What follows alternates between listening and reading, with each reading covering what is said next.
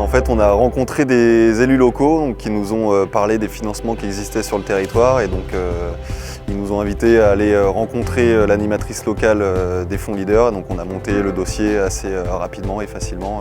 Leader nous a apporté les moyens d'ouvrir la ferme auberge plus rapidement avec du matériel professionnel et donc d'améliorer notre capacité d'accueil. Avant, on avait prévu un objectif de 40, 50 personnes max. Maintenant, on peut passer sur du 90, 100 personnes.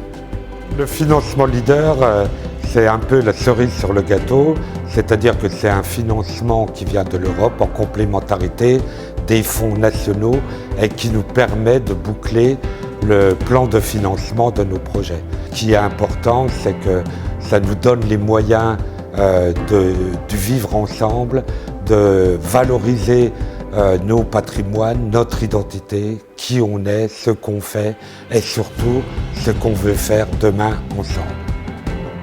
Donc les fonds Leader apportent une grande plus-value au niveau de la méthodologie puisque contrairement à la plupart des autres fonds d'aide, on insiste beaucoup donc, sur l'association entre donc, un collège d'élus de tout le territoire du Pays de l'Ancre, mais aussi un collège donc, de la société civile qui représente différents types d'associations, mais aussi le monde économique.